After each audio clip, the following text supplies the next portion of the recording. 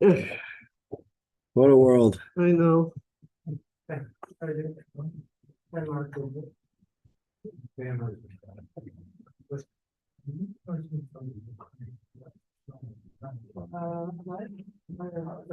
a world. I know. And again, guys, I'm everything that was after that do work. Okay,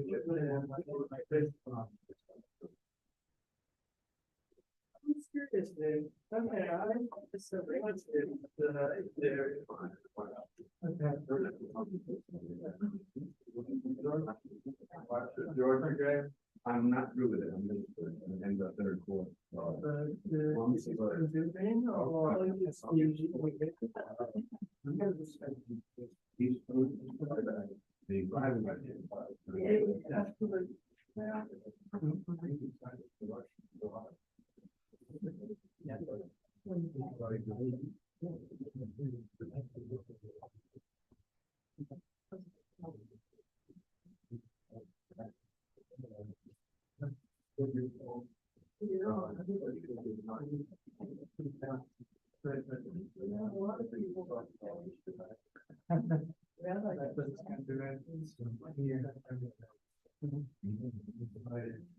my goodness. Oh. Well, why don't we go there?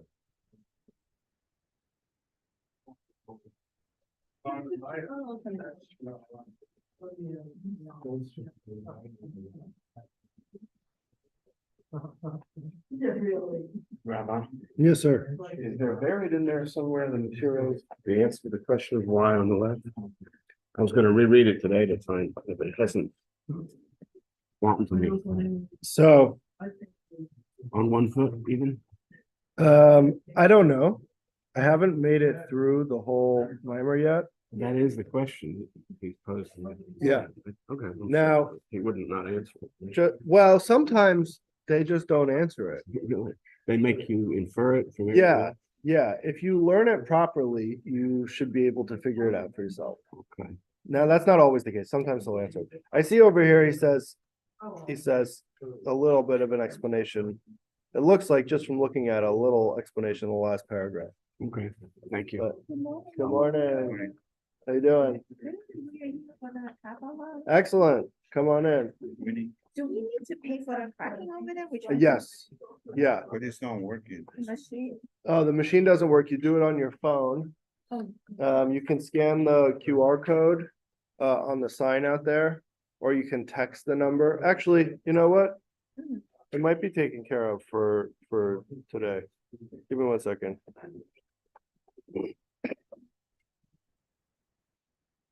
okay. Oh, but. Yeah, it's taken care of.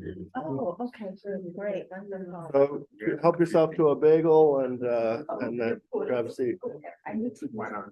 It's right around the corner to the right. Okay, all right. Okay. If the door closes behind them, are they gonna be able to get back in? Yeah, the bathroom's before there. Oh, okay. Yeah.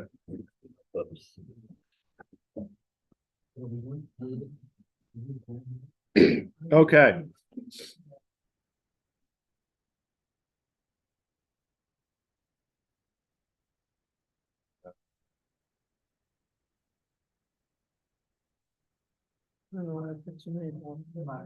So we're gonna get started.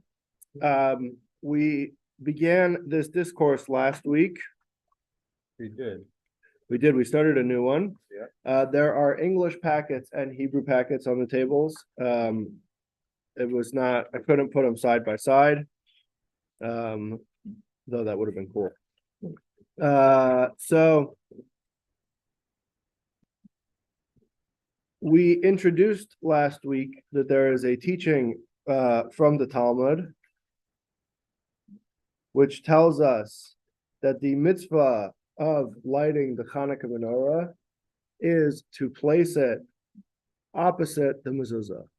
Whereas the mezuzah, we put always on the right side of the door. So the menorah we put on the left side of the door. We mentioned last week that in Israel, for example, they still practice the custom to light outdoors. And then when they putting it by the door is talking about their front door. And in Israel, you see everybody has these like fish tanks that they put outside their door, and they put the menorah in that, and everybody goes outside to light the menorah. Our custom at this point these days, in America at least, is to do it indoors primarily.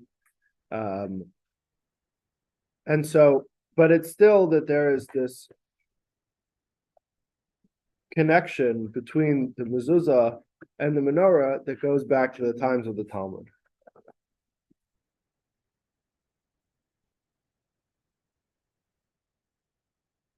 And so we began this discussion, we prefaced this discussion with a number of introductions. The first being that creation is a process that happens through speech, right? That God speaks the world into existence. And we said that there are actually two parts, two systems of creation, and it is the will part of creation and the speech part of creation. That there's an element of which God wills into being, and there's an element of which God speaks into being. And we said this maps out onto the breakdown between form and matter. Whereas matter, chomer, is the basic substance that is created, that is sort of undefined, that is created through this is the part that I was having trouble keeping straight. Yes, thank you. That was created through speech. The example we gave was that when God says, "Let there be light," the light was created in its general form from nothing into something. But then for it to be defined as a specific type of light, like sunlight or LED light, that's a form, and that's something that's created through will, not through speech. And we ended off saying the reason why we need to say that God creates through speech is because that creates sufficient distance and separation between the speaker, God, and this creation that is being spoken into existence. That were it not for the separation that speech causes, anything that would be created wouldn't really be created in its own individual discrete form, but it would be created as a total dependent, or rather, it would be created bottle. It would be created and suspended. Its own existence would be suspended automatically.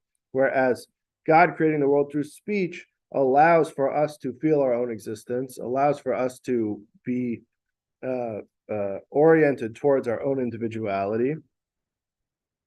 And it is in that finitude that we experience that we can reveal godliness in the world.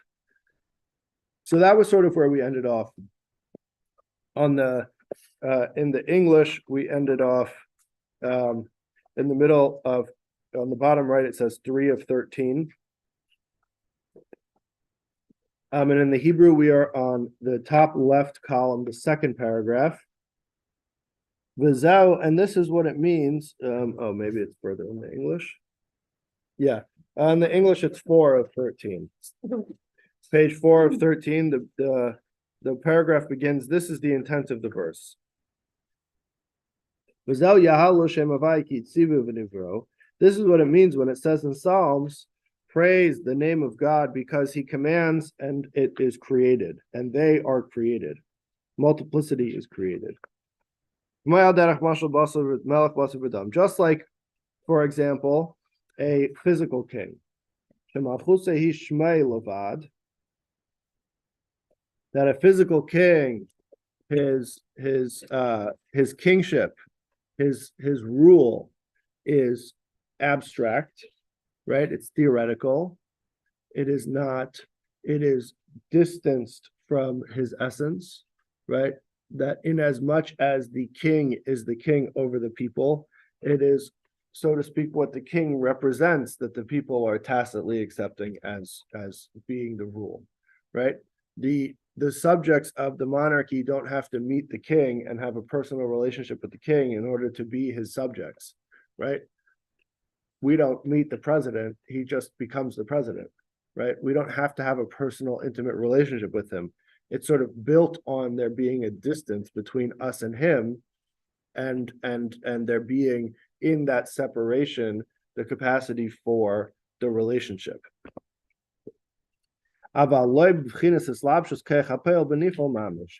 And this we contrast with the idea that we did mention this last week, that this is contrasted with the idea of kechapel benifal, which means the capacity of the actor, of the doer, into the object being acted upon, like throwing a ball, right? That the energy that you put into the ball is in the ball. The whole time the ball is flying through the air, your energy is in that ball, right? When your energy dissipates, then gravity takes over and brings it back to the ground.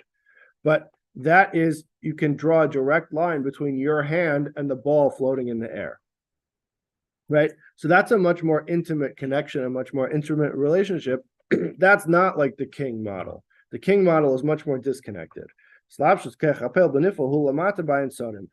is a concept that we see now only after creation was, after sort of within the existence of creation, through different spiritual forms, sar shal mayim, sar shal eish, shemashmar efanim yesh gvei mal gvei, shemekam gam ken derech ilo va'ol, ad shemalachim shem scholim nivdalim, shem pnei adi pnei shur.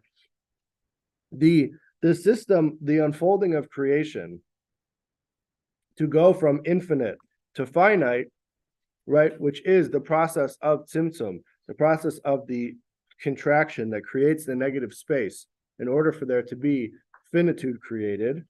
That process requires this quantum leap to go from to compress and create out of infinite finite, because they're fundamentally incompatible. Once that system is accomplished, so that shift is a quantum leap. It's, you can't draw a line from one to the other, right? There's no relationship between infinite and finite that you can see how finite is sourced in infinite. They're so radically disparate that the shift that is required to create out of infinite finite is a total radical paradigm shift. So we call that's not like the ball model, right? That's like the king model, because the king can be totally disconnected, right? The king could lock himself in his palace and never come out once, and he would still be the king, right? Nobody could ever see him, and he would still be the king. That doesn't have to be his presence. Doesn't have to be like, you could go the North Korea model, right? And you could have like pictures of the king everywhere, but he doesn't have to be present, right? He doesn't have to be involved in people's lives. It's a concept in some way. It's disconnected. That disconnect creates the space for the subjects, for the people to tacitly accept him, for them to be suspended to him out of their own individuality. The process that goes from the initial steps of creation, that go from infinite to creating the capacity for finite, is such a radical shift that it requires that type of space.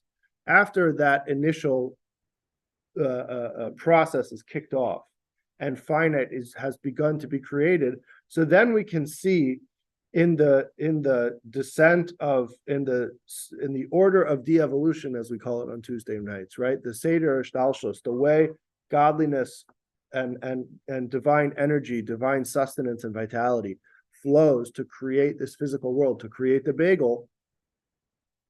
Once the capacity for finitude has been created, so then you can see how it's Ila Va'ol, how it's a chain-like descent, how there's a cause and effect reality. Once the capacity for finitude is introduced, which takes this quantum leap, which is not cause and effect, which is not a chain-like descent, right? Or at least is not proportionate, but it requires this massive shift. So after that's been introduced, then it can be unfolding the rest of the way from the highest spiritual world of Bria, right, where there are angels, where there are entities that are totally devoted and totally conscious to God consciousness, all the way down. You can draw a direct line from the angel to the bagel, right? That's a conceivable development because it's all limited beings with varying degrees of God consciousness. So an angel has more and a bagel has less, but there's a relationship between the two. That all comes post-Simpson, that all comes post the quantum leap. And that quantum leap is only facilitated, is only made possible because of the king model, because of the disconnect between God's essence and creation, or the beginning introduction of finitude, which is facilitated through speech. Is that clear? Sort of. Okay. Let's look at another paragraph or two, and then maybe we'll tie it up a little bit. Abalachayas.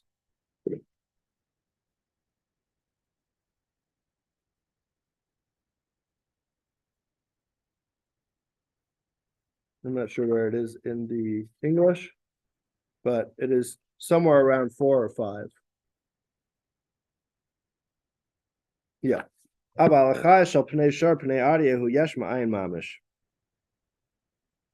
To create the highest spiritual realms, in order to kick off the process of creation, that system has to be yesh ma'ayin.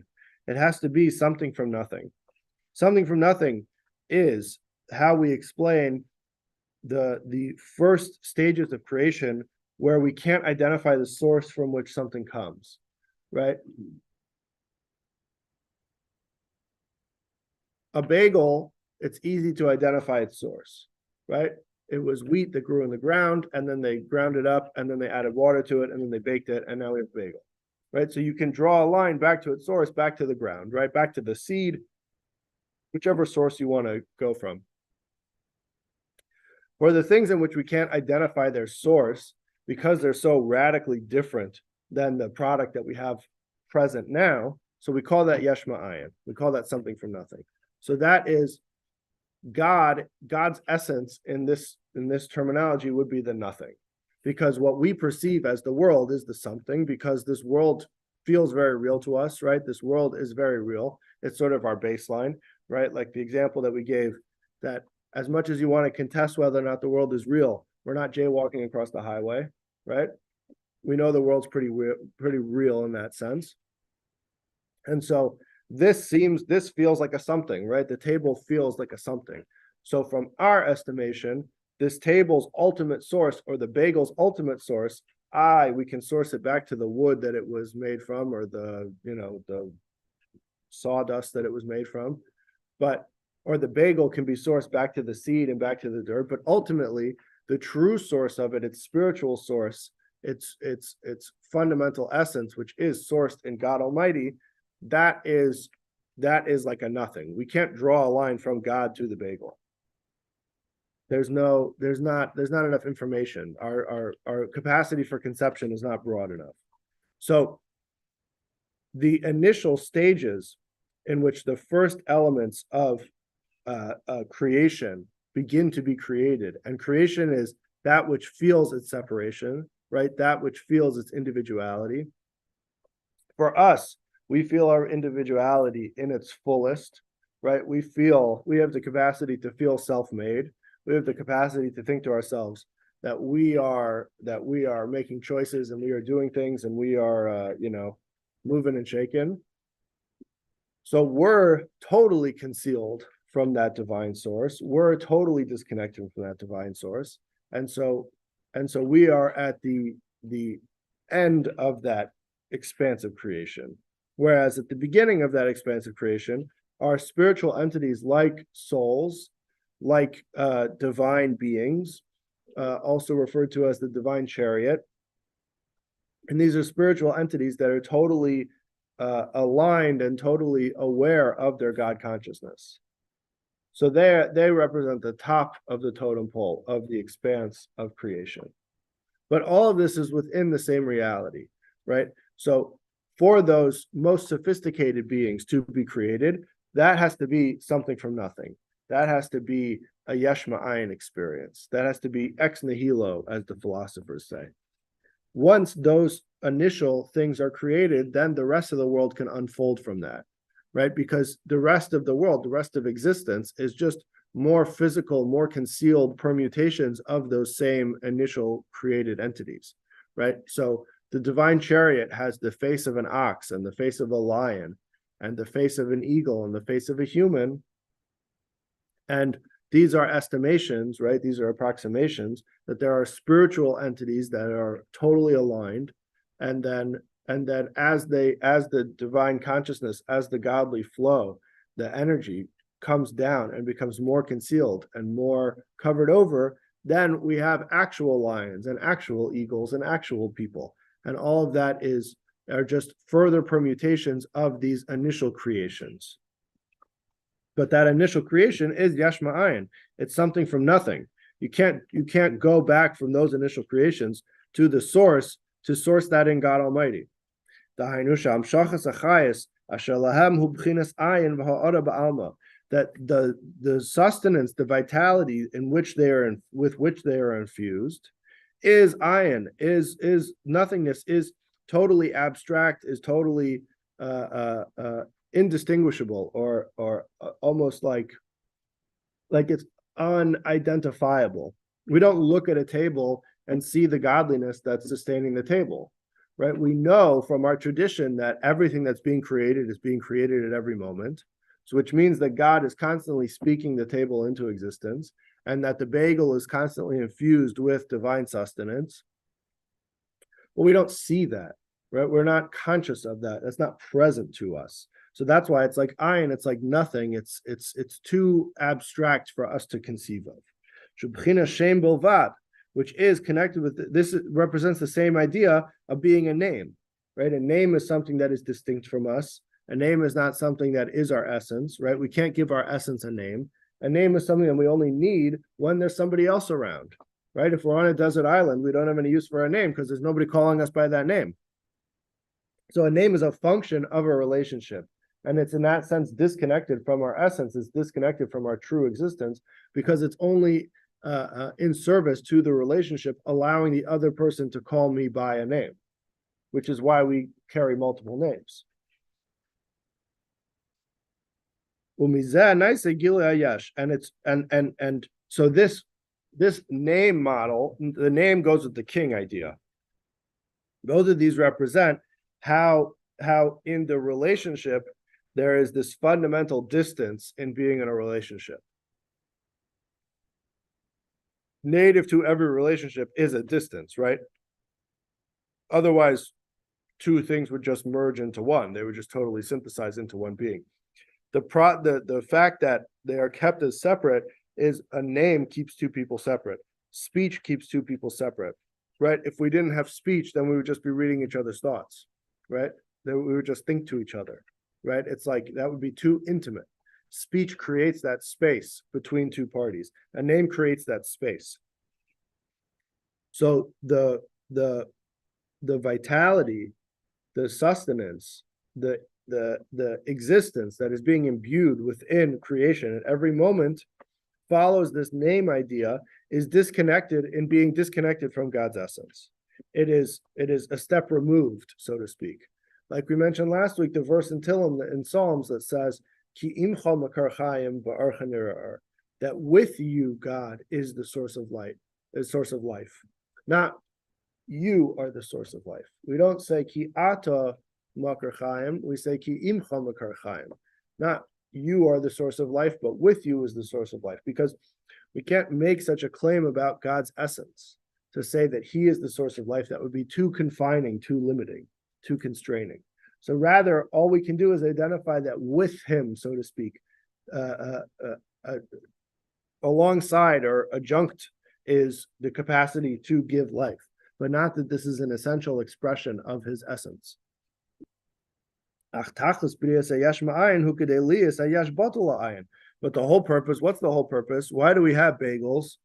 The purpose of creating a yesh, of creating a something, of there being a world that has substance to it, that has mass and gravity to it, is that the yesh, the something, should revert back to the ayin, to the nothing. That the table's wood is the yesh, and the godly sustenance is the ayin. So the table's wood is the something, and the godly energy that is sustaining it is the nothing. Now we perceive a something, but the process, the purpose of creation is to take that something and revert it back to the nothing. Not that it should cease to exist, but that it should be so aligned with its source and with the energy that's being imbued to it in every moment that it shouldn't express itself as its own entity. It should express itself as a divine entity, as something that's in line with divine consciousness. So yeah.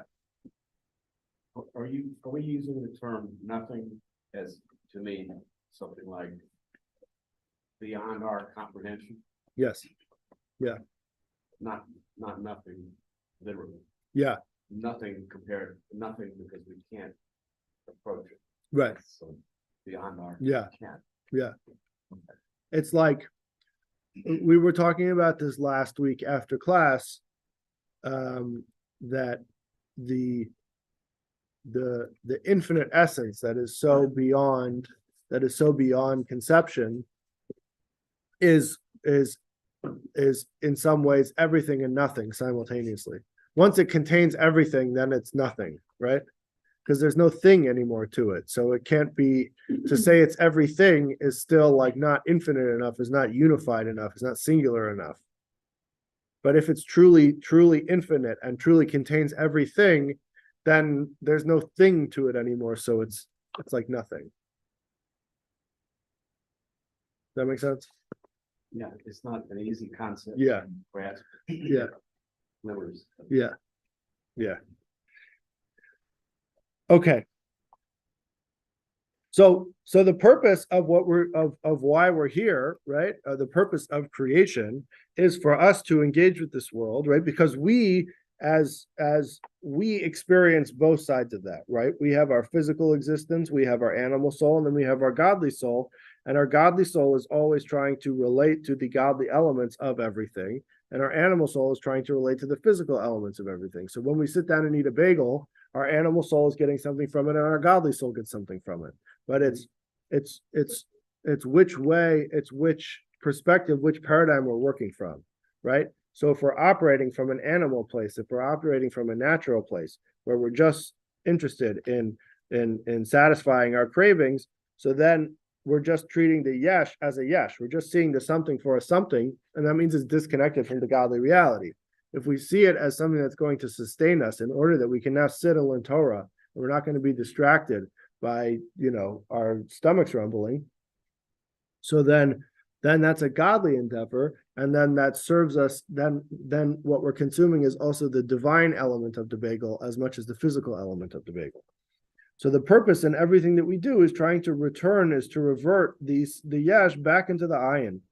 And this is what it means, that the glory of God will be revealed, it says in Isaiah, lamata k'mei lamayla, below as it is above.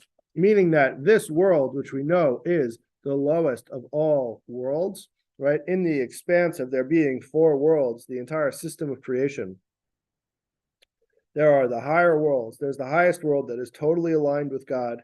There are the higher worlds that are creations, but feel very little of their own existence and feel very much of God's existence, right? These are worlds that are all positive and all divine and have very little negativity to them. And then there is this world, and this is a world where there is total obfuscation, where we perceive no godliness in this world, a world in which negativity flourishes, right? And it's in this world that God seems to not be apparent, right? The person could live 120 years and never think about God. And that's just a part of the way this world was set up. But the purpose is that the more we return everything to its ayin state, the more we return everything to its initial divine consciousness state, the more this world begins to mirror the higher realms, and that the glory of God, the God consciousness, will be revealed down here like it is above in the higher spiritual realms. And this actually this is what brings the messianic reality to have ki ayin b'ayin yiru, that each eye the eye will look the godliness in the eye. The eyes will perceive godliness, will see godliness in the physical. The table won't merely be a table, but it will be an expression of divine consciousness. And that the world, the messianic reality of Kimala Audits Deus Hashem, that the world will be full of the knowledge of God, like the water covers over the ocean floor.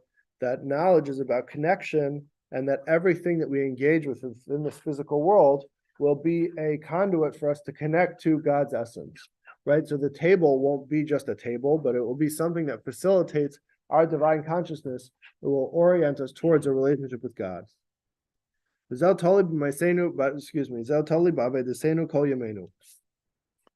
this depends on our work. This is dependent upon us and what we do every day. I'm not seeing it in here.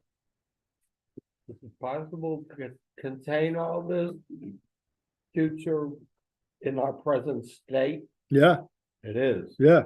So I there's think it would be beyond our capacity. there's two elements. There's we talk about a geula klalis, a general redemption that brings about the messianic era, but there is a geula pratis. There's a personalized redemption that a person can work on himself and refine himself, that he lives in a world that is messianic, even if it's just for him.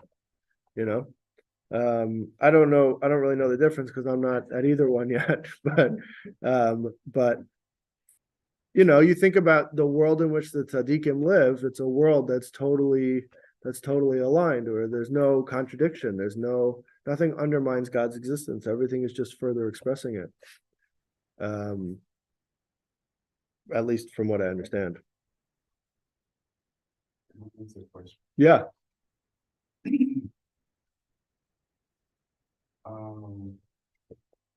About the king that's hidden, right? Yeah. So why the king hide himself, doesn't reveal himself? So How can you, it's like the sun, right? Light. Let's say the sun is a king. If the sunlight doesn't radiate to the whole earth or the planets around, what will happen? So in other words, my question is, why the king is hiding from his creation? So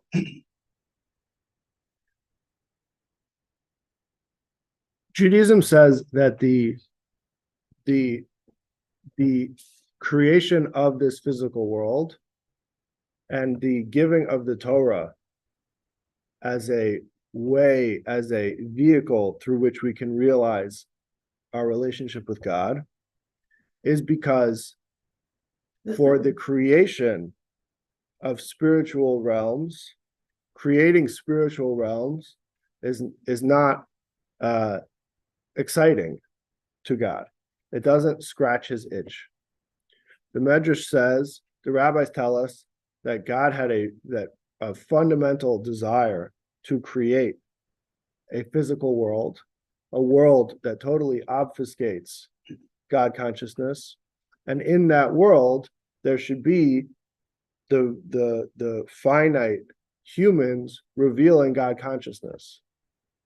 That when we're able to reveal God consciousness in this world, when we're able to reveal and express divinity by taking something physical and using it for a holy purpose, we become partners in creation to synthesize, to harmonize the physical world with God's essence. Now, right now, the physical world is at odds with God's essence, right? The table doesn't express godliness. There are things that fundamentally contradict what God wants from us in this world, as stated through the Torah. The Torah is the blueprint, is the instruction manual for all of this. So we use the Torah. The Torah is the vehicle. It provides us the framework to use out these vehicles of connection, that when a Jewish person does a mitzvah, they're able to create and reveal godliness in this physical world and make God at home. And that's the ultimate purpose, is that the more mitzvahs that we do, the more positivity, the more radiance and illumination we bring into the world, the more we're able to transform what is fundamentally obfuscating and make it into something brilliant and something illuminating and make God at home here. And the purpose is because we're partners in creation. What is the difference today? He asked a question about if we will be able to handle, right? What is the difference between what happened during the first temple, the second temple? Something amazing, something huge happened during the first temple. According with the Torah, the divine presence was there. There was a lot of things going on during those days.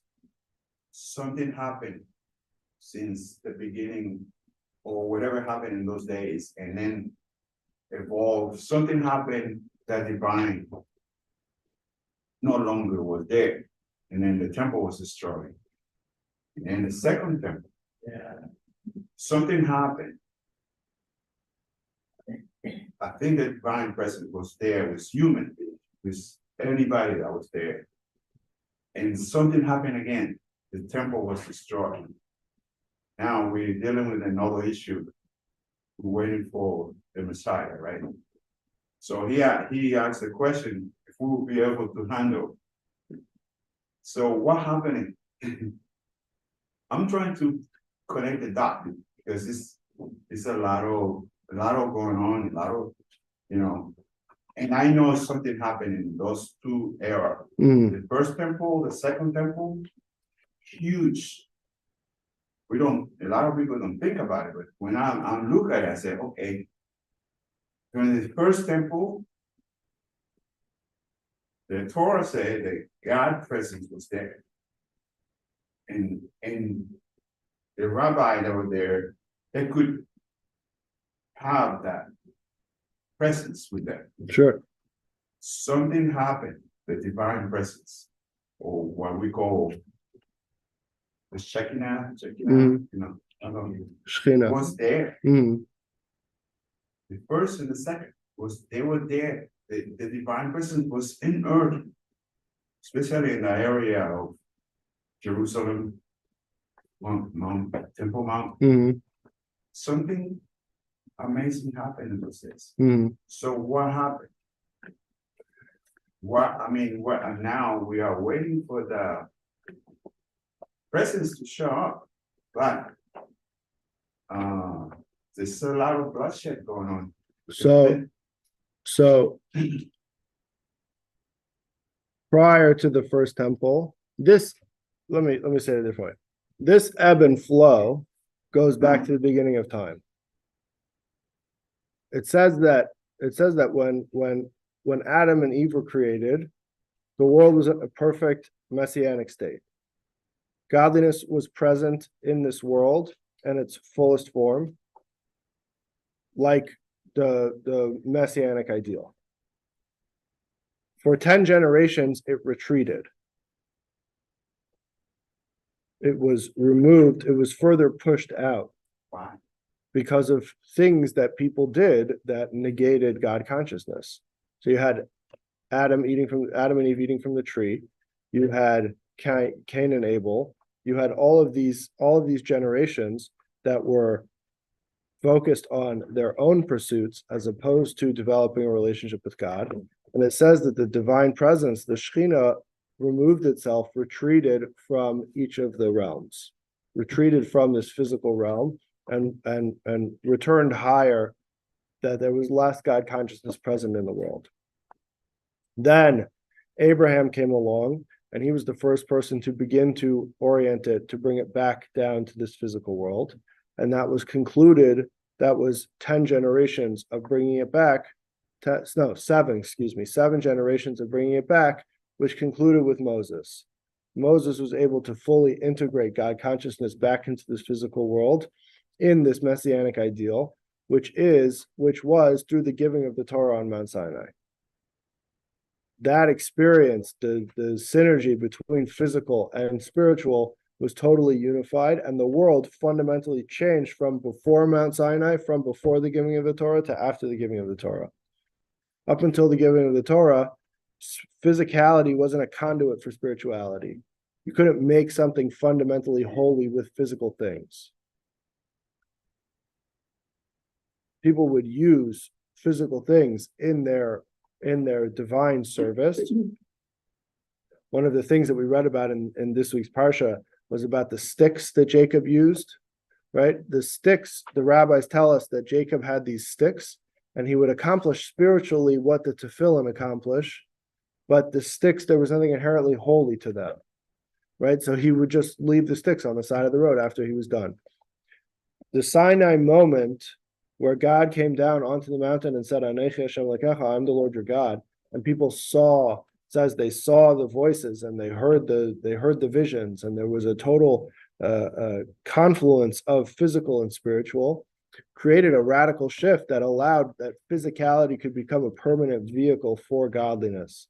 That when you take a piece of leather and you make it square and you paint it black and you fill it with these certain parchments, now it becomes tefillin, and now it's something that's so fundamentally holy that you don't bring it in the bathroom. If it falls on the floor, we fast. It's something that's a total conduit for God consciousness.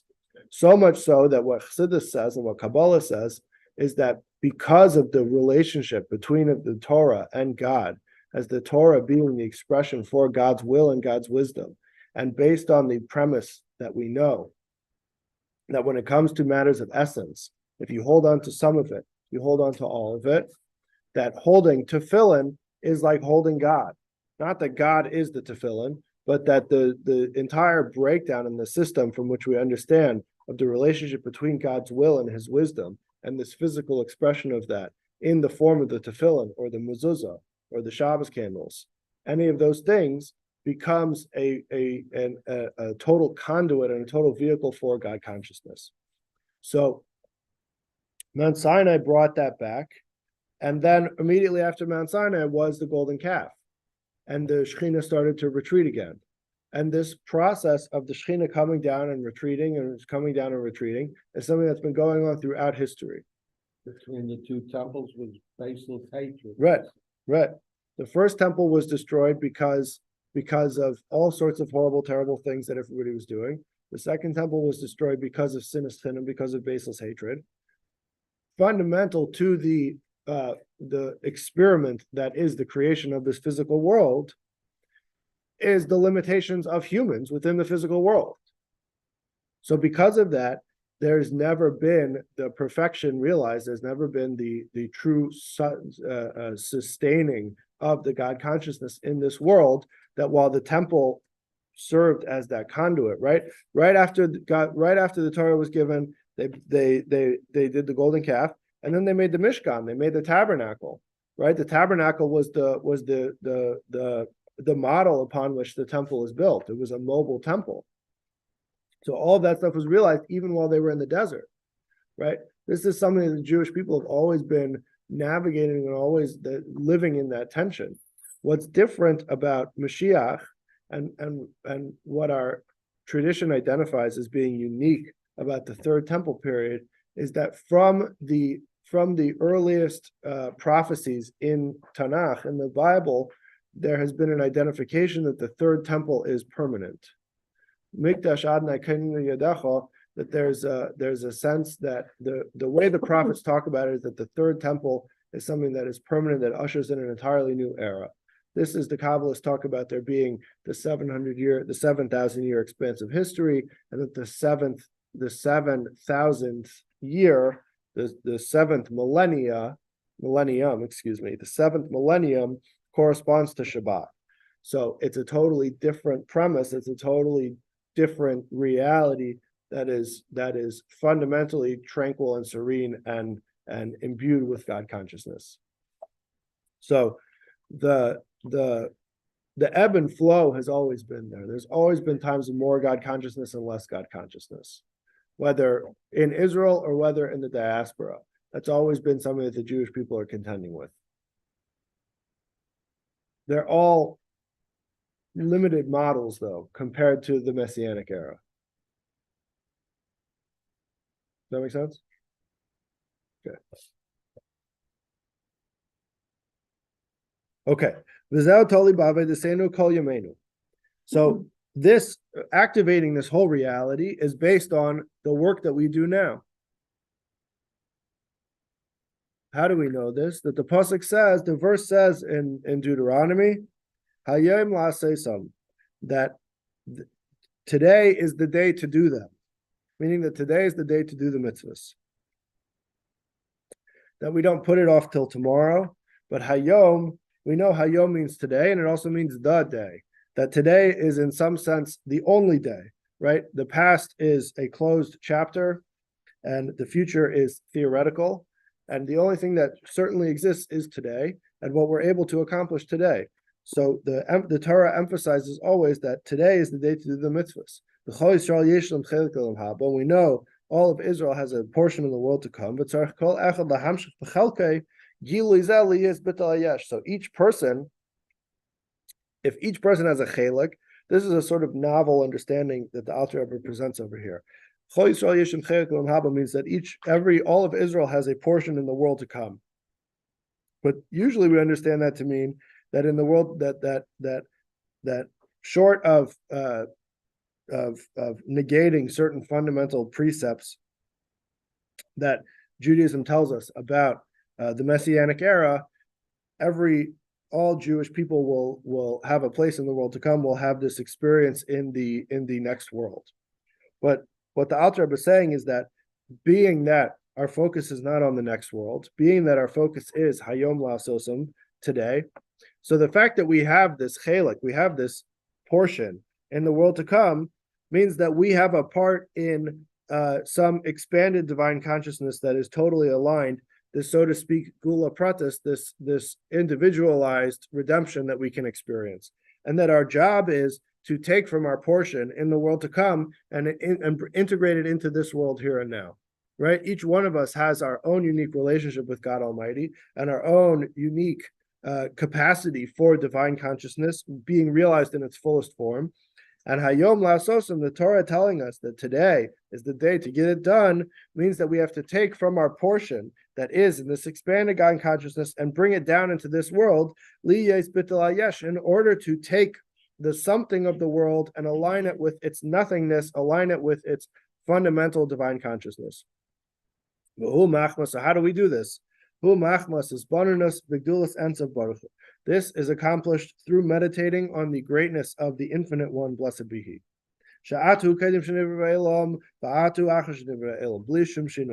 That what we say about God's essence is you were the same before the world was created, and you are the same after the world was created. And there's no change within your essence, right? God is not affected by the creation of the world in any way, and his essence is immutable and static in some sense. It is unchanging and unaffected by anything. As the verse says in Malachi, Ani avaya leishanisi, that I am God, I do not change. She'ein ha'elam mailam l'fanav yisbarich. And in this sense, the world is negligible. The entire expanse of creation is negligible relative to his essence. And like Psalms tells us that in this sense, darkness is like light, in as much as we live in a world that seems to be full of dualism, a world that seems to be full of positive and negative and opposing entities and opposing energies.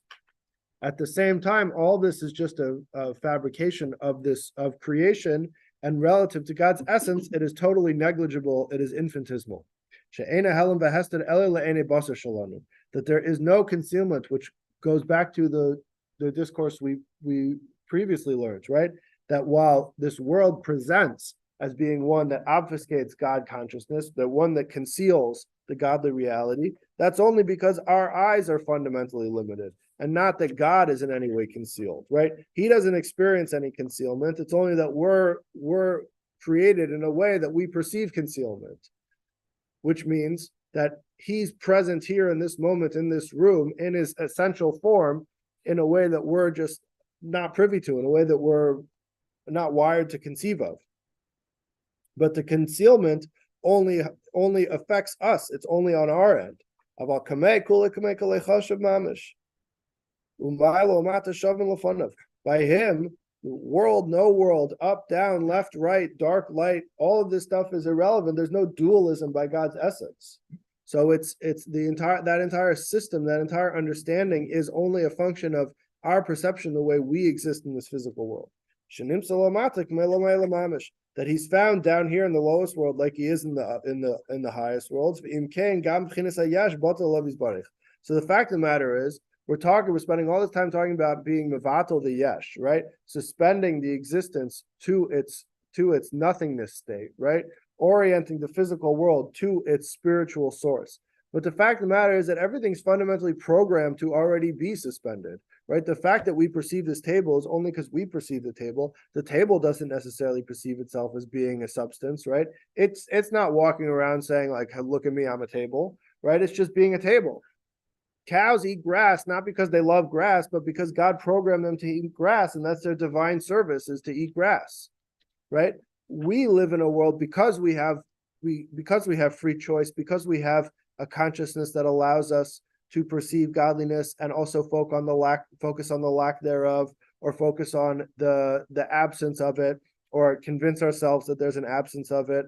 So because of that, we exist in a system where we can say this seems more godly and this seems less godly, this is divine and this is not, and this is profane, right? This is full of God consciousness and this isn't. The Torah is the system by which we navigate that reality, to say that a piece of kosher meat is something that we can elevate, is something that we can integrate, and a piece of pork is something that we can't integrate, is something that rejects, is fundamentally incompatible with our divine service. But ultimately, they are equally suspended in deference to God's will. They both express God's will, right? In the physical world, God's will is expressed that one is consumable and one is not consumable. But it just means that the mode of interaction with it is different, right? Whereas the mode of interaction with kosher meat is that we can consume it. The mode of interaction with non-kosher meat is that it is one of abstention. But it's still a relationship. Everything is totally bottled to its source. Everything is totally suspended to its source. It's just a matter of the fact that we live in a world where we're not able to perceive that because we have eyes made of flesh. Right. And this is what it means. Great is God, and our master, Mikol Elikim, above all gods. What does that mean? It's not talking about other gods, right? Elikim is a term we use for God, right? So that there's a hierarchy between Havai and Elikim. Pirush Mikol Elikim hem kuf chaf esis Elikim. Tzerufe Elikim. That there are 120 different permutations of the word Elikim, which facilitate Hamalim Mastidim Eravaya Ukudushase Levilti Isgala Aransa Baruchu Kmeshuhu. That there are 120 different modes of concealment that constrain and compress or conceal, obfuscate the divine light in order for there to be creation. And this is all a system that is created or that is put into place in order that this physical world doesn't just cease to exist in deference to God's essence, right? If you have infinite and finite side by side, so to speak, the finite becomes subsumed by the infinite. They're not relatable. They can't coexist, right? For God, for the system of unfolding, the divine unfolding from God's essence to creation, were there not the space in between, were there not these processes of concealment, then it wouldn't be able to sustain a physical world being intrinsically being next to, so to speak, God's infinite essence. They would be two at odds with one another, and the physical would be consumed by the infinite. Like like when a person pushes his mind beyond to the real ends of its ability to conceive of divine infinity, and experiences place hanefesh, experiences some type of expiry of the soul, right? There are the famous story of the four rabbis who went into the Pardes, who went into what's called the orchard, right? Who delved into the mystical elements of the Torah. And of the four, one came out the way he went in, right? One became an apostate, one went crazy, and one died, right? And these were rabbis of the Talmud. These were rabbis of the Mishnah. They were the holiest people and the most aligned. But when the what we say, going out of one's kalim, going beyond one's vessels, going beyond one's limitations, is that to be finite and to be so close to infinite, it's like the example that's given oftentimes in Chassidus is like a small candle next to a torch, right? That the flame just becomes totally subsumed within the torch because it's so much bigger, because it's on a such grander scale. So the system of concealment is there in order for us to perceive our own existence and for us to be able to be limited and to be finite and to walk around and feel like we have preferences and opinions and ideas and thoughts and choices. Because the world should present, for this system to work, the world has to present as a yesh, as a something, and as something disconnected, as something fragmented, as something individuated. But the light of the infinite is greater than all of that. And it in fact imbues everything to allow it to be totally suspended. And that this is part of the paradox of the duality of this physical world, is that while we relate to this physical world as a collection of yesh, right, as a collection of things that are each individual and express their own entity and their own existence, there is a fundamental core in which everything is suspended to its source.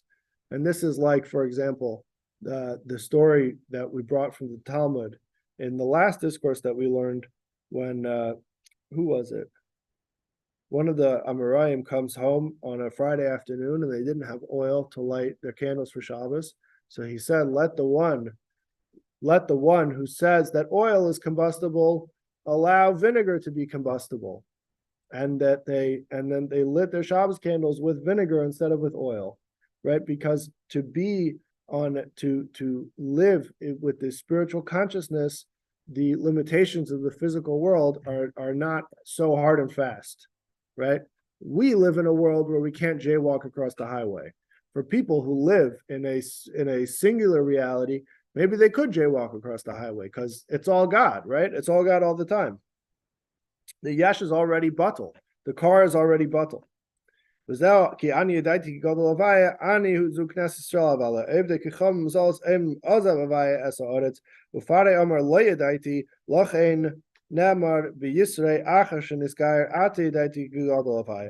this, he adds in a parentheses, this is what it means that we have the capacity to connect, and that those the shita, the approach of idolaters, of people who don't believe in God, they say that God left the world, right? That, like the deist idea, that God is the one who set the clock and then just let it go, right? And Pharaoh famously says, I don't know of God, I don't know of Havaya. And Yisrael says only after he converts, now I know.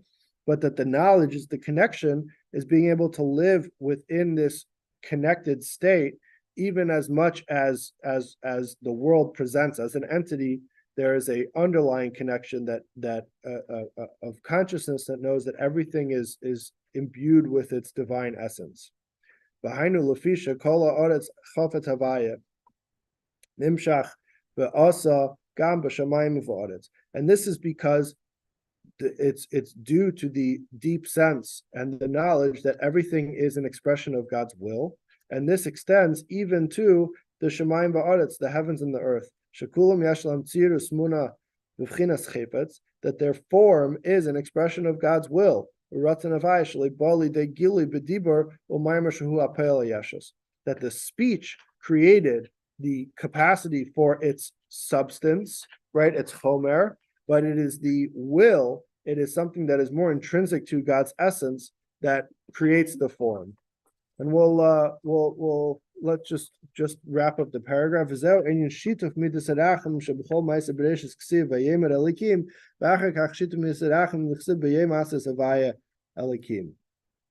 And this is what it means. The rabbis tell us that the creation was facilitated with the incorporation of the trait of compassion. That while the general narrative employs the term Elokim, which represents gevura, which represents restraint, right? Discipline, in order to define all of the physical things. It wasn't just defined, it wasn't just discipline, there was also the element of compassion, the element of harmony, to harmonize, not just to create finite things that are totally finite and obfuscate God, but that it can be harmonized and be finite, and that at the same time contain in some theoretical abstract way the knowledge of God in a way that it is suspended in its essence in deference to God's existence, even if that's not what we consciously perceive. I know it's a lot. We're going to get back to the menorah at some point.